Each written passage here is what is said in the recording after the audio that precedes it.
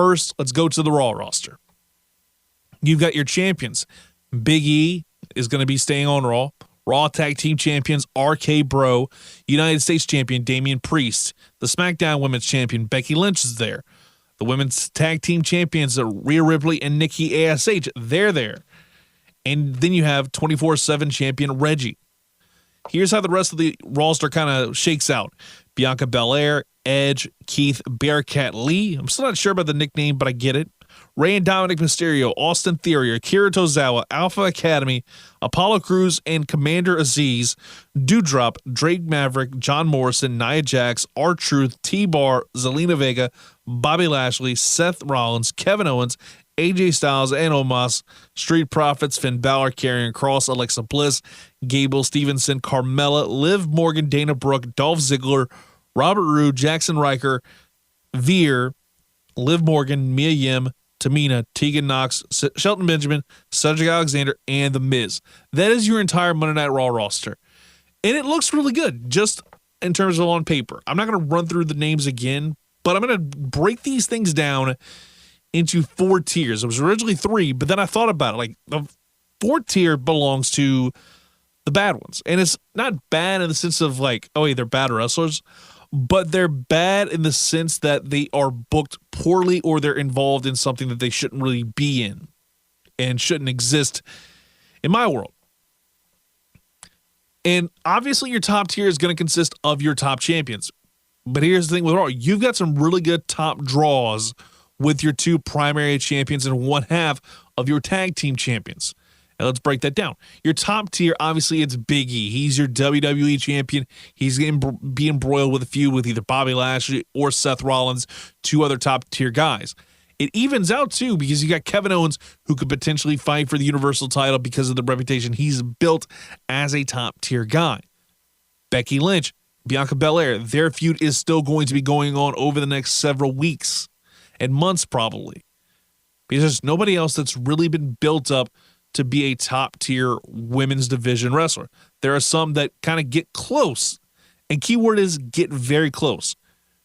Riddle isn't, so we're going to go middle tier. These are going to be your good hands, but very much on the upper mid-card range. So let's call it the upper mid-tier. Riddle, Rhea Ripley, Rey Mysterio, Keith Lee, Nikki ASH, Damian Priest, John Morrison, Nia Jax, Omos, Finn Balor, Street Profits, Karrion Kross, because I think he has potential, Alexa Bliss, The Miz, and Gable Stevenson. Gable Stevenson could very well be dropped down lower. It's all about when he debuts and how they present him, because he could be an absolute monster, and I think he's going to have the seasoning to be ready to just immediately jump out on the main roster. I can't wait to see what he does, especially on Monday Night Raw.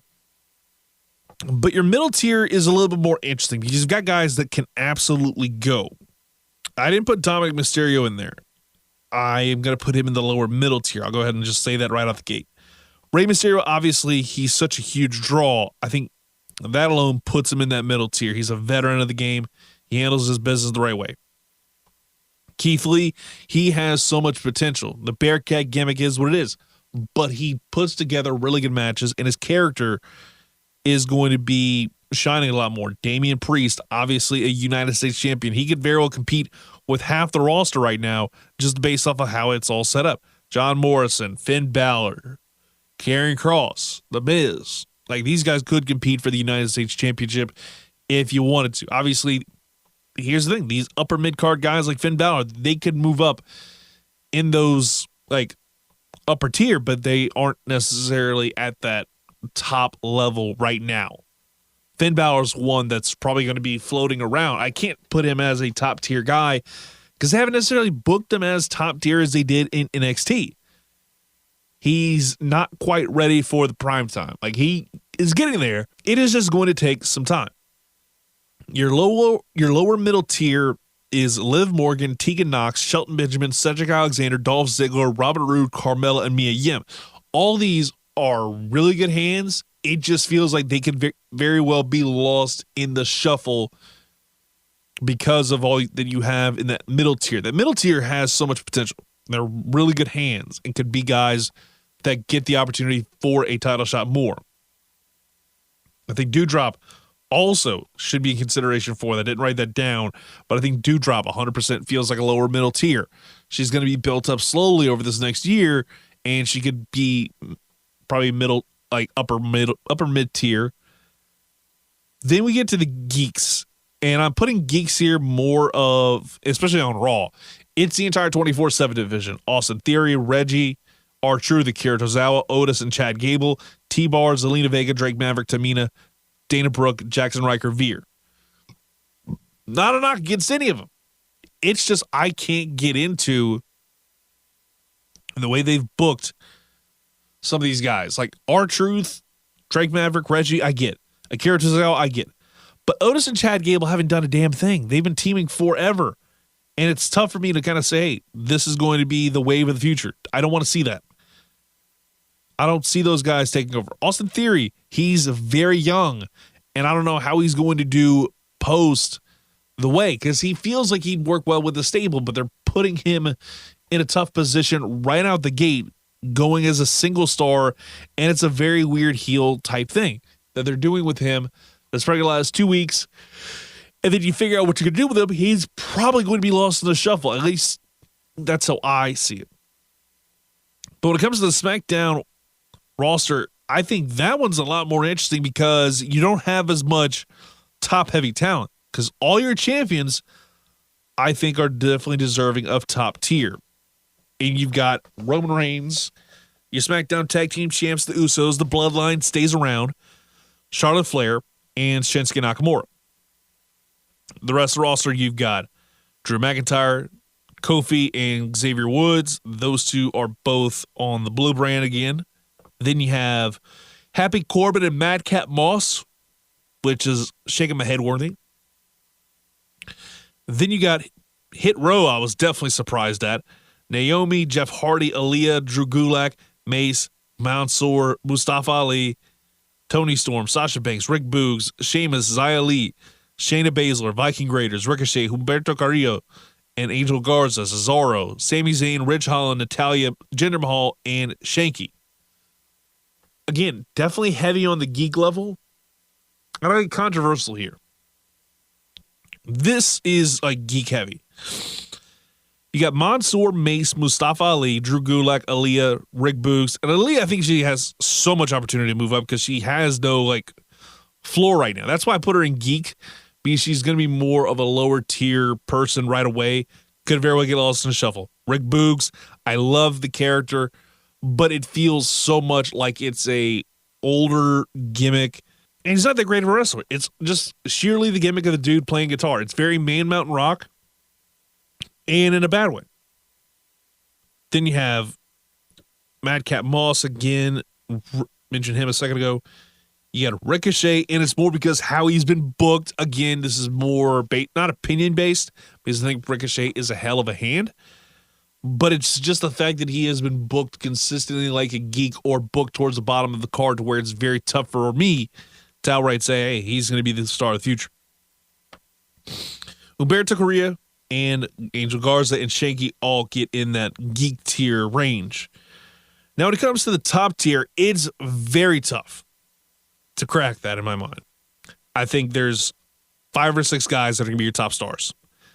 Roman Reigns, the Usos, they're a bundled deal. Charlotte Flair, Drew McIntyre, The New Day, Jeff Hardy, and Sasha Banks.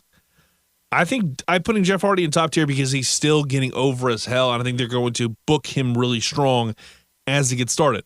I think Drew McIntyre could very well be the guy to finally beat Roman if they wanted to. In all honesty, they should have just put Gable Stevenson on SmackDown. I think I would have put him a little bit higher on the tier list.